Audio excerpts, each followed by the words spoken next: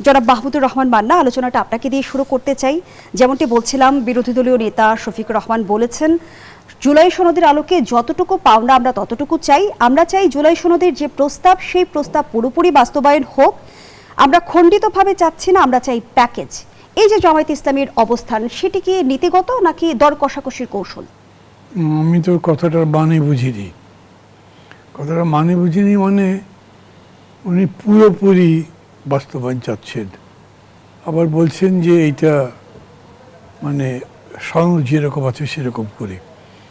মানে আমার মাঝে মাঝে মনে হয় কি, ধরেন কনস্টিটিউশনাল ইস্যুজ বা এই ধরনের বিতর্কিত বিষয়ে বহু রকম ডাল পেলাবেল, আর এটাকে ভালো করে বোঝাও দরকার যে আসলে ক্রাক্স কী আছে, মর্মবস্তুতে কী আছে।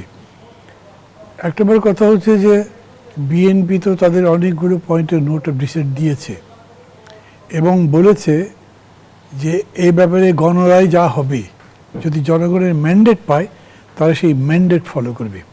আপনি নিজেও যখন দর্শকদের উদ্দেশ্যে বলছেন, তখন সরকার পক্ষের স্বরাষ্ট্রমন্ত্রী যেমন বলেছেন যে তারা সম্পূর্ণটা ধারণ করেন, তার সাথে সাথে আবার বলছেন যেটা কনস্টিটিউশন মেনে চলবেন।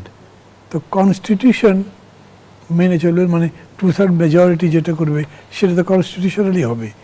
এবং যেহেতু ম্যান্ডেটের প্রশ্ন আছে, তাহলে তারা তাদের নোট অফ ডিসেন্ট অনুযায়ী করবে। এইখানে জামাত যদি বলে যে না আমরা পূর্ণটা পেলাম না, তাহলে কিন্তু কারেক্ট হলো না, কনস্টিটিউশনালি যদি যায়। আবার আরেকটা বিষয় আছে, ধরেন যতগুলো ব্যাপারে এমনকি ঐকমত্য হয়েছে 60টা, তার প্রত্যেকটা প্রস্তাবের নিচে এটা আছে যে অবশ্য যদি পারে যে কোনো পক্ষ ম্যান্ডেট পায়, তাহলে তারা সেই ম্যান্ডেটের আলোকে নিজেদের মতো করে সেই সংস্কার বাস্তবায়ন করতে পারবে। তাহলে এগুলোর ব্যাখ্যাও সেরকম করে হবে। যেমন ধরেন এই যে শপথ দেওয়া, সংস্কার পরিষদের শপথের প্রশ্নে যে বিতর্কটা হয়েছে, ওনারা বললেন যে একদিন আগে শপথ দিতে হবে বা নেওয়া উচিত, তারা অ্যাপিল করছেন। কিন্তু বিএনপি তো এরকম স্পষ্ট করে বলেছে যে এটা কনস্টিটিউশনে আসেই নাই, কনস্টিটিউশনে নাই, অথবা আমরা এটা নেব না। এটাকে যদি কনস্টিটিউশনে পার্ট করা হয় তখন শপথ কীভাবে হবে, কী হবে সেটা ঠিক করা যাবে। তো তার মানে দাঁড়াচ্ছে তারা, আর আজকে রাত্রে পর্যন্ত তো শপথ তার হলো না, কালকে ওখানে অধিবেশনের আগে যে শপথ হবে সেইটা যে আপনার সংসদের যে কার্যবিবরণী বলা হয় তার মধ্যে ওটা তো নাই। তার মধ্যে কী কী আসবে সেগুলো বলা হয়েছে, কোন কোন আপনার অধ্যাদেশ আসবে, আর জুলাই সনদের কত দূর করা যাবে, অধ্যাদেশেরও কত দূর তার অ্যাকোমোডেট করতে পারবেন বা বাস্তবায়ন করতে পারবেন। একভাবে বলা যায় প্রথম দিনের কার্যবিবরণী। এবং তার মধ্যে আবার বলেছেন যে যেটা সবসময় হয়ে থাকে বিধি মোতাবেক প্রেসিডেন্টের ভাষণ হবে প্রথম। তো প্রেসিডেন্টের ভাষণ হলে তো আবার প্রেসিডেন্টের ভাষণের পরে আলোচনা হবে। আমি বলতে চাচ্ছি এটা দিয়ে যে এই অধিবেশন শুরুর আগে শপথ দেওয়ার ব্যাপারটা ঘটছে না, কিন্তু এটা এখন বলা যায়। আমি এরকম করে যদি বলি কি বলে ভাই কালকে পর্যন্ত দেখেন, তো দেখবো কি, দেখছি তো, আজকেও তো দেখা যায় কালকের ব্যাপারে। তারপরে জামাতেরা বলছে মানে তারা they are trying to make a point on this যে এটা করা উচিত তাদের, আর ওরা বোঝাচ্ছে না এটা কনস্টিটিউশন অংশ নয়, এটা হবে না, সো ওইটা মিলবে না।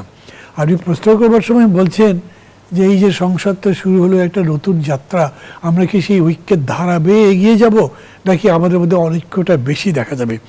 এই ব্যাপারে আমি একটা কথা বেশ আগে থেকে বলছি, আমি এখনও বলছি, সেটা হচ্ছে সংসদীয় গণতন্ত্রে যারা জাতি ঐক্য করে স্লোগান বেশি জোরদার করেন, তারা আসলে কী বোঝাতে চান এটা ক্লিয়ার হওয়া দরকার। জাতীয় প্রশ্ন যেগুলো সেখানে ঐক্য দরকার।